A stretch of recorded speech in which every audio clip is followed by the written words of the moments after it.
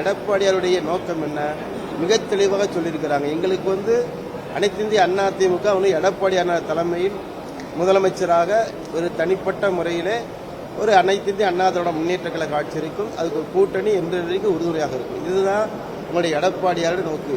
எதிர்கட்சிகள் என்ன வேண்டுமானாலும் விமர்சனம் செய்யலாம். ஆனால் எடப்பாடி அண்ணன் எதிர்பார்க்கிற நினைக்கிற செய்தியிலிருந்து ஒரு காலம் கூட பின்தங்கியது இல்லை, பின்வாங்கியதில்லை. மத்திய அரசோடு போராடி பெற்றிருக்கிறார். அவர் போராட்ட உணர்வு மிக்கவர். ஏன்னா அங்கே நாடாளுமன்றத்தை ஸ்தம்பிக்க வைத்தது எடப்பாடியார் அண்ணன் முதலமைச்சராக இருக்கும்போது இருந்த நாடாளுமன்ற குழு, நாடாளுமன்ற உறுப்பினர். அப்படிப்பட்டவர் டெல்லிக்கு சென்றால் அங்கே இருக்கிற தலைவர்கள் ஏன்னா பிஜேபி கூட்டணி மறுக்கல, தேசிய கட்சியோடு கூட்டணியாக இருந்திருக்கிறோம்.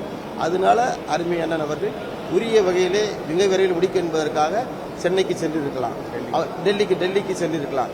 இதே டெல்லிக்கு சென்ற திமுக காலத்தில் எவ்வளவு அடிபணிந்திருந்தார்கள்.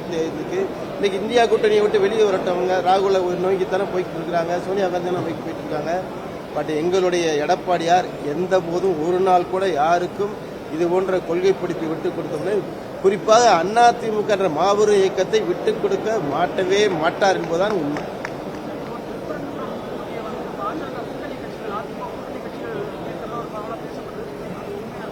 அனைத்து இந்திய அண்ணா திமுக தொடர்ந்து வெற்றி பெற்றிருக்கிறது.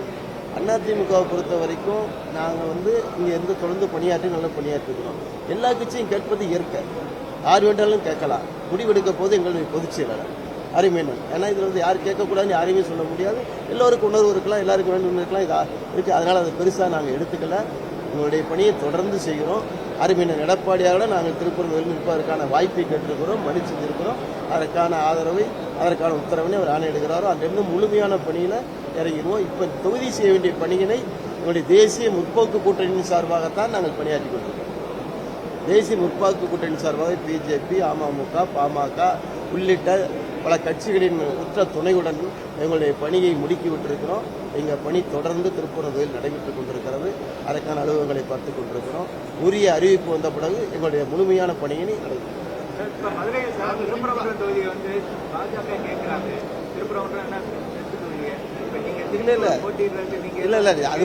அது பற்றி தகவல் யாருக்கு தெரியும்? பாஜக கேட்கிறாங்க, அதிமுக யாருக்கு? ஊடக செய்திகள் தானே தவிர உண்மையான செய்தி யாருக்கும் தெரியாது. வேறு ஆகவே அது உண்மையான செய்தி தெரிந்தது அங்கே மேலே இருக்கிற தலைவர்களுக்கு மட்டும்தான் தெரியும். உண்மையான நிலைமை என்னவென்பது யாருக்கும் தெரியாது. எங்களுடைய பொதுச் செயலாளருக்கும் உரிய பிஜேபி கூட்டணிக்கு மட்டும்தான் தெரியும். நாங்கள் எங்களுடைய பணியை சரியாக செய்து கொண்டோம். ஆகவே அது கேட்கணும் ஊடக செய்தி மட்டுமே தவிர திருப்பரங்குன்றம் என்பது அனைத்து இந்திய அண்ணா திமுகவின் கோட்டை. இது ஆண்டாண்டு காலமாக அதிமுக வெற்றிகரமாக நடத்தி கொண்டிருக்கிறோம். இங்கே நல்ல பணி செய்யணும். ஆகவே ஒருத்தருக்கு ஒருத்தர் பொதுச்செயலாளர் சொன்ன மாதிரி ஒருத்தருக்கு விட்டு கொடுத்து பண்ணிக்கிட்டு இருக்கான்னு சொல்லிட்டு அது மாதிரி அதிமுக மிகச்சிறந்த பணியோடு இருக்குது. இதனால் எங்களுக்கு எந்த சந்தேகமும் இல்லை, எந்த இதுவும் கிடையாது. உரிய நேரத்தை உரிய வகையில் வெற்றி வாய்ப்புக்கான புரிந்து கொண்டு யார் யாருக்கு இருக்கோ அதை புரிந்து கொண்டு எங்களுடைய பொதுச்செயலாளர் நடவடிக்கை. பாஜக தமிழகத்தில் நுழைய முயற்சிக்கிறது, திமுக இருக்கு வர அது நடக்காது அப்படின்னு உதயநிதி பேசிட்டு திமுக இல்லை. இப்போ அங்கீகரிக்கப்பட்ட கட்சிகள், சின்ன அடையாளம் என்ற கட்சிகள் அதிமுக மிகச்சிறப்பாக இருக்கு. இவங்களா தான் சொல்றாங்க அடிமை கட்சி அடிமை கட்சி அடிமை கட்சின்னு இவராக சொல்றாங்க. அந்த மாதிரி எந்த வகையில் அதிமுக அடிமையாக இருக்கு? இது வரைக்கும் எதை விட்டு கொடுத்துருக்கோம்?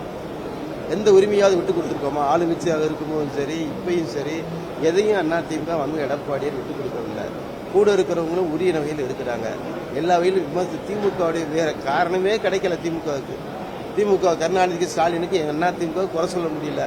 அவங்க ஒரு வகையில் நான் பயப்படுவதாக கருதுகிறேன். குறிப்பாக யார் யார் சொல்கிறாங்கன்னா, நகர்ப்புற அமைச்சர் மதிப்பிற்குரிய நேரு அவர்கள் இவங்கெல்லாம் சொல்கிறாங்க. அவங்க என்ன சந்தேகப்படுறாங்க? இப்போ டெல்லிக்கு இவங்க அடிக்கடி போகும்போது நம்ம செஞ்ச ஊழல் குற்றச்சாட்டுக்கு நடவடிக்கை எடுக்க வலியுறுத்துவாங்களோன்ற சந்தேகம் தான் இன்றைக்கு திமுகவுக்கு எழுந்திருக்கிறது. ஏன்னா கூட்டணி வச்சு பேசுவது எங்களுக்கு பெரிய விஷயம். மிக தெளிவாக சொல்லிட்டாங்க. ஒரே திமுக அடிமை கட்சிக்கு இதுக்கு எதுக்கு அடிமை கட்சி? என்னதுக்கு அடிமையான என்ன காரணம் இருக்கு? ஒரு காரணம் கிடையாது. அது சொன்னபடி அது அதிகமாக சொல்ல விரும்பாட்டி கூட திமுக அனைத்து இந்திய அண்ணா திமுக எடப்பாடியார் தலைமையில் அற்புதமான கூட்டணி நீங்கள் வகுத்து கொடுக்க போகிறாங்க. எல்லாம் முடிச்சிருப்பாங்க. வெளிப்படையாக தெரிஞ்சு எதுவும் செய்யணும் அவசியம் கிடையாது. அதனால் மிக விரைவில் இந்த கூட்டணி முடிவு அருமையான 4 நாட்கள் சொல்லியிருக்காங்க. இன்னும் 3 நாட்கள் பொறுமையாக இருந்தால் நிச்சயமா ஊடகவியலாளருக்கு கண்டிப்பாக தெரியும். நீங்க அடிமை இல்லைன்னு சொல்றீங்க. அவர் ஸ்டாலின் என்ன சொல்றாங்க முதல்வர், இது நாங்க எதுக்காக தமிழக அணி டெல்லி அணின்னு சொல்றோன்றத இப்ப எடப்பாடி கூட்டணி பற்றி பேசுறதுக்கே டெல்லி போக வேண்டியது. அதுக்காக தான் நாங்க இதை சொல்றோம் அப்படின்னு சொல்றாரு. இல்லை, இந்த 28 பேர் கொடுக்கறதுக்கு மாணிக் தாகூர் சொன்னதுக்கு ஏதாவது பதில் சொல்ல முடிந்ததாக்கான மதிப்பிற்குரிய ஸ்டாலினால மாணிக் தாகூர் எடுத்து வச்சாரு. அந்த காலங்களில் ஏதாவது விடை கிடைச்சிச்சா? அவங்க சொல்றது அவங்க தேசிய முன்னோக்கோடு தானே இன்னைக்கு அடிமணிஞ்சு தானே 3 சீட்டு கூட கொடுத்துருக்குறாங்க. தேசிய முன்னோக்கோடு அதிமுகவை பொறுத்த வரைக்கும் அவர் சொல்றதுக்காக அதிமுக இல்லை, மக்களுக்காகத்தான் அதிமுக. ஸ்டாலின் சொல்லிட்டாரு, உதயநிதி சொல்லிட்டாரு, அதனால நாங்கள் எடுத்த முடிவுகளை மாற்றிக்கிறோம்ன்றதெல்லாம் ஒன்றும் தகுந்தது. எடுத்த முடிவின்படி எங்களுடைய பொதுச் செயலாளர் மிக சிறப்பாக செயல்படுவார். அதில் மக்களுக்கோ கட்சி தொண்டர்களுக்கோ எந்த சந்தேகமும் இல்லை. இப்போ சொல்லப்போனால் நீங்கள் மிக சுதந்திரமான இயக்கமாக அனைத்து இந்திய அதிமுக வழிவோடு மக்கள் ஆதரவோடு பொலிவோடு இருக்கிறது. ஆகவே இதில் அந்த சந்தேகத்துக்கு இடம் இல்லை.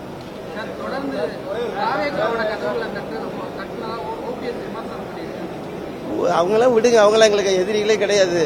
அதிமுக எதிர்ப்பாக நான் கருதப்படுவது கருணாநிதி மகன் மதிப்பிற்குரிய ஸ்டாலின் அவர்களும் அவருடைய வாரிசுகளும் தான். நாங்கள் மற்றவங்களெல்லாம் நாங்கள் பற்றி கன்சிடர் பண்ணுறதே கிடையாது. நாங்கள் தேர்தலுக்கு போருக்கு தயாராகிட்டோம். வெற்றியோடு அடுத்த முறை வரும்போது இன்னும் ஒரே மாதத்தில் அருமையான எடப்பாடியார் முதலமைச்சர் அமர்வார். அதுக்கப்புறம் எல்லாத்தையும் பாருங்கள்.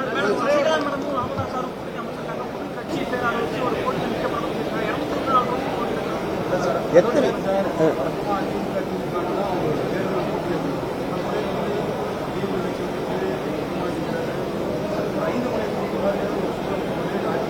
உங்களுக்கு ஊடகவியலாளர்கள் நல்லா தெரியும், 2 முனை போட்டி நல்லா தெரியும். உங்களுடைய செய்திக்காக தான் நீங்கள் 5 முனை 4 முனை 3 முனைன்றீங்க. வேற எந்த முனையும் இல்லை, 2 முனை தான். அதிமுக திமுக. நான் கூட மற்றவங்க சொல்ல மாதிரி திமுக அதிமுக சொல்ல மாட்டேன். அதிமுக திமுக. அதிமுக தான் தனிப்பட்ட முறையில் மிகப்பெரிய கட்சி. திமுக அதை விட எல்லா வகையிலும் உதாரணம் புள்ளி விவரங்கள் எடுத்து பார்த்தோம்னா திமுக 2வது இடத்துல தான் எல்லா வாக்காளர் எண்ணிக்கையிலும் சரி, எண்ணிக்கையில் ஆண்ட காலங்கள் 31 ஆண்டுகள் அதிமுக ஆட்சி புரிந்திருக்கு. கணக்கிட்டு பார்த்தாலும் அதிமுக முதலிடம், திமுக 2வது இடம். மற்ற எத்தனை கூட்டணி சேர்ந்தாலும் என்ன சேர்ந்தாலும் மற்றவங்களை பற்றி பிரச்சனை இல்லை. கடைசியில் இது 2 தான் வந்து நிற்கின்ற கூட்டணியில் 2 தவிர வேறு வரும்போது எல்லா பேரும் எது வேணாலும் சொல்லலாம், எது வேணாலும் பேசலாம். நடைமுறை அனைத்து இந்திய அதிமுகவா திமுகவா, இதில் வலிவோடு பொலிவோடு இன்றைக்கு அதிமுக. ஏன்னா திமுக 5 ஆண்டு காலத்துக்கு மேலே எந்த காலகட்டத்தில் ஆட்சி படத்தில் இருந்ததில்லை. வரலாற்றில் மதிப்பிற்குரிய கருணாநிதி காலத்தில் 71 எடுத்துட்டா கூட 5 ஆண்டுக்கு மேலே தொடர்ந்து 6வது ஆண்டு ஆட்சி படத்தில் இருந்ததாக வரலாறு கிடையாது. அதனை போன்றுதான் இந்த முறையும் அந்த 5 ஆண்டுகள் அவங்களுக்கு முடிஞ்சிருச்சு. நீ அடுத்த அருமையான எடப்பாடியார் நாங்கள் போட்டியாவே அவங்க இவர் சொன்ன மாதிரி யாருன்னே தெரியாதுன்ற சூழ்நிலை மாதிரி உருவாகக்கூடாது. அதுல யாரும் நாங்கள் அவங்கள மதிப்புக்குரியவங்களா நாங்கள் வச்சிருந்தோம். அதோட சரி, அவ்வளவுதான். எங்களுக்கு அவங்கெல்லாம் போட்டியே கிடையாது. கிட்ட 1 விழுக்காடு கூட போட்டி கிடையாது. எங்களுக்கு போட்டி திமுக தான், ஸ்டாலின் தான், அவருடைய வாரிசுகள் தான். என்ன வேற ஒருத்தர் மக்களை நிறைய சந்திச்சிருப்பீங்க. அவங்க வைக்கக்கூடிய பிரதான குறைகள் கோரிக்கை எதுங்க? மக்களை நிறைய சந்திச்சிருக்கீங்க. அவங்க சொல்லக்கூடிய கோரிக்கை குறைகள் எதுவா? இந்த அரசு மேல சொல்லக்கூடிய குறைகள் அடுத்த அரசு வந்தா இல்ல மக்களுடைய கோரிக்கைகள் நிறைய வளர்ந்து வருகிற எதிர்காலம் கோரிக்கைகள் நிறைய இருக்கு, நடந்துகிட்டே இருக்கு.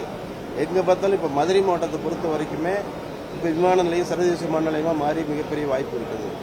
எய்ம்ஸ் மருத்துவமனை வளர்ந்துகிட்டே இருக்குது. இது போன்ற டெவலப்மெண்ட்ஸ் வந்து இவர் ஒரு தொழில், மிகப்பெரிய தொழில் ஒன்று வர வேண்டும். மதுரைக்கு மிகப்பெரிய தொழில் ஒன்று வர வேண்டும்.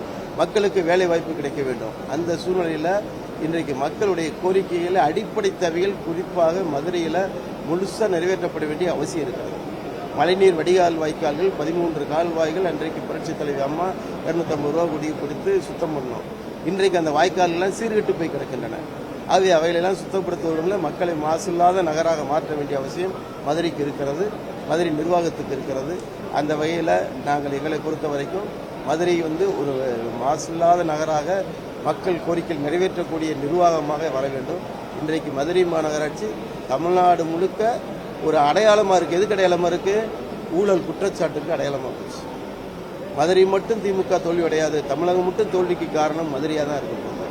அதனால கண்டிப்பா இந்த சூழ்நிலை மாறும். மக்களுடைய தேவைகளை நிறைவேற்றுகிற அரசாக மீண்டும் வளரும். சார், இப்போ ஒரே ஒரு சார், இண்டஸ்ட்ரியல் காரியம் Madurai to Thoothukudi, Madurai to Tirunelveli industrial காரியம் வந்து போனவங்க ஏடிஎம்கே ஆட்சியில் இது பண்ணீங்க.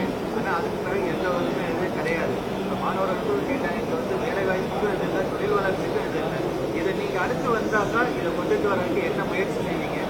வேலை வாய்ப்புக்கும் தொழில்துறைக்கும் காரிடார் கொண்டு வருவீங்க? உண்மைதான். காரிடார் வந்து நீண்ட நெடுநாளமாக பெண்டிங்லேயே இருக்கு, முறைப்படுத்தப்படவும் நடத்தலை. இதை தவிர வேலை வாய்ப்புகளுக்கான வாய்ப்புகளும் மதுரையை பொறுத்த வரைக்கும் உருவாகவில்லை. அதற்கான உருவாக்க சூழ்நிலையில் எங்களுடைய பொதுச் செயலாளர் இப்போ மிக தெளிவாக இருக்காங்க. மதுரைக்குடைய வளர்ச்சிக்கு எந்த வகையில் உதவணும் என்பது முழுமையாக தெரிந்து கொண்டிருக்கிறாங்க. எதிர்காலம் சிறக்க வச்சாங்க. நீங்கள் சொல்கிற மாதிரி ஐடி பார்க்கு அந்த அடித்தள டைடல் பார்க்கு அடித்தளத்தோடு நிற்கிது. இன்னும் பணி சிறக்க நடக்கவில்லை. நிதி ஒதுக்கீடு பண்ணிட்டு நிதி இல்லாத சூழ்நிலை இருக்கிறது. இதை பொறுத்த வரைக்கும் இங்கே மதுரையை பொறுத்த வரைக்கும் நீங்கள் சொன்ன மாதிரி இண்டஸ்ட்ரியல் இது வர்றதுக்கான வாய்ப்புகள் உருவாகி கொண்டிருக்கின்றன. அதிமுக ஆட்சி வந்துச்சுன்னா இன்னைக்கு உறுதி கொடுக்குறோம், கண்டிப்பாக பல்வேறு திட்டங்களை நிறைவேற்றி மிகச்சிறப்பாக செய்வதற்கான வாய்ப்புகள் இருக்கிறது என்பதை மட்டும் மீண்டும் உறுதி சொல்கிறேன். ஏன்னா நான் திருப்பூன்றத்தை பொறுத்த வரைக்கும் ஏன்னா இது திருப்பூன்றத்தினால சில செய்திகளை கூட வச்சுருக்கேன். நான் இப்போ கூட அதை எங்களுடைய அறிக்கை வரணும், தேர்தல் அறிக்கை வரணுன்றதுக்காக இதை சொல்லாமல் இருந்தேன். நான் கூட சொல்லிட்டு எவ்வளவோ திட்டங்கள் இருந்துச்சு. இந்த திட்டங்களை கூட நானும் உங்களை மாதிரி சில செய்திகளை வச்சுருக்கிறேன். அதை கூட சொல்லிடுறேன். ஒரு நிமிஷம் இன்னொரு சொல்லிடுறேன். ரைட், சந்தோஷம், மகிழ்ச்சி. அறிக்கை எல்லோருக்கும் நன்றி, வணக்கம். இந்த புத்தகத்தில் இருக்க செய்தி இன்னைக்கு போட்டப்பட்ட இந்த இது ஊடகம் உங்களுக்கு கொடுக்கறதுக்காக தான் போட்டேன். அதனால இந்த செய்தியை நல்லா பண்ணிருங்க. அதில் இருக்க செய்திகளை படிச்சு பாருங்க. அதே மாதிரி வடக்கு தொகுதி போட்ட போது நீங்க பல பேர் இருந்தீங்களான்னு தெரியல. அதுவும் மிகச்சிறப்பாக இந்த புத்தகம் தான் வடக்கு தொகுதியில் முதல் இது போடப்பட்டது.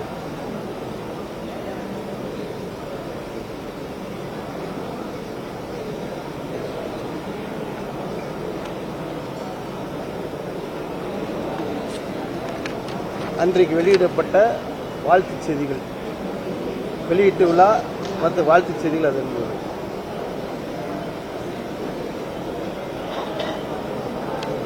அன்றைக்கு நடைபெற்ற மாண்புமிகு புரட்சித் தலைவர் அம்மா அவர்களுக்காக நடைபெற்ற சண்டியாக உட்பட பல செய்திகள் அதில் தொடர்ந்து வந்தன. மகா சண்டியானத்தோட மிகப்பெரிய யாகம் உட்பட அத்தனை செய்திகளும் அன்றைக்கு சிறப்பாக வந்தன. இதை ஏன் காமிச்சிருக்கேன்னா, இத்தனை பேருக்கும் அன்றைக்கு அதிமுக ஆட்சியில் தாலிக்கு தங்கம் வழங்குற திட்டத்தில் இவ்வளவு பேர் பயனாளிகளாக இருந்தாங்க. மதுரை மாநகராட்சியில் இந்த படத்தில் பார்க்கக்கூடிய 5000க்கு மேற்பட்டவர்கள் பயனாளிகள் இருந்தாங்க. அந்த திட்டம் இன்றைக்கு முடக்கப்பட்டு விட்டது. மாண்புமிகு எடப்பாடி அவர்கள் மீண்டும் ஆட்சிக்கு வரும்போது அந்த திட்டம் திருப்பி அமலுக்கு வரும்.